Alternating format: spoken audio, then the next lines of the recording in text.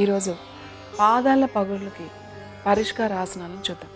ప్రతిరోజు ముఖ్యంగా చేయాల్సిన పని రోజు కూడా ఆసనాలను కనుక సాధన చేస్తే రక్త ప్రసరణ బాగా జరుగుతుంది. ముఖ్యంగా పాదాల వరకు, వేళ్ళ వరకు, చాలా వరకు పాదాల సమస్యలు అన్ని ఆసనాలు చేయడం వల్ల తగ్గుతుంది.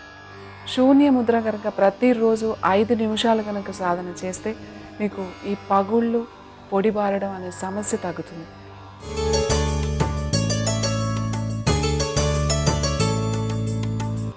మీరు 2 చేతుల మధ్య వేలు మడిచి ఉంచండి.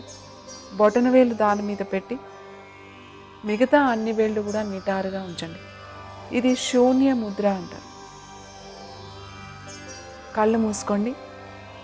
శ్వాస మీద ధ్యాస ఉంచి నెమ్మదిగా గాలి తీసుకుని వదిలేస్తూ ఉండండి.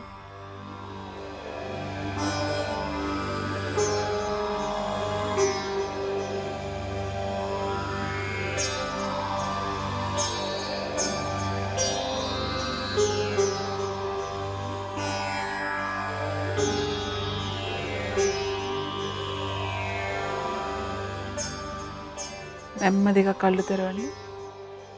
చూశారు కదండి, శూన్య ముద్ర. శూన్య ముద్ర చేయడం చాలా తేలికైంది. అలాగే మీరు ప్రతిరోజు కనుక 5 నిమిషాలు ఈ ముద్ర చేయండి.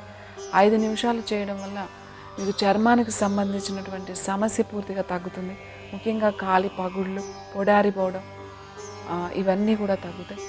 దీనితో పాటుగా కొన్ని ఆసనాలు చేద్దాం. అందులో ముఖ్యమైన ఆసనం గోరక్షాసనం.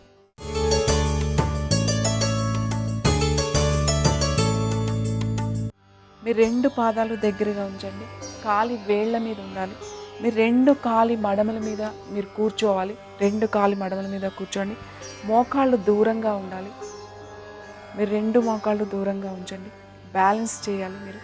మీరు 2 చేతులు నమస్కార ముద్రలో ఉంచండి.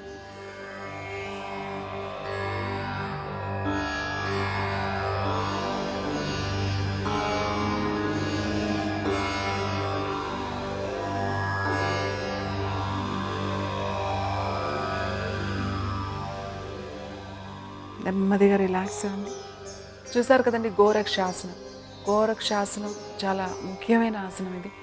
ఈ ఆసనం చేయడం వల్ల మూలాధార చక్రం కూడా యాక్టివేట్ అవుతుంది. మీరు కంప్లీట్గా మీ శరీర బరువంతా కూడా 2 కాలి మడమల మీద ఉండాలి. మీ కాలి వేళ్ల మీద ఉంటుంది బరువంతా కూడా. మీకు రక్త సరఫర బాగా కాలి పాదాలకు బాగా అవుతుంది.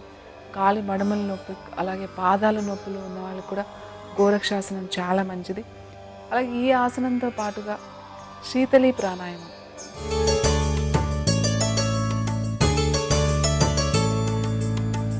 వెన్నెముక నిటారుగా ఉంచండి. 2 చేతులు చిన్ముద్రలో ఉంచండి. నాలిక బయట పెట్టి సున్నాలా చుట్టి నాలిక మధ్యలో నుంచి శ్వాస తీసుకుని కొన్ని సెకండ్లు మీరు లోపల ఆపి 2 ముక్కుల ద్వారా గాలి బయటకు వదిలేసేయండి. చూద్దాం ఎలా చేయాలో.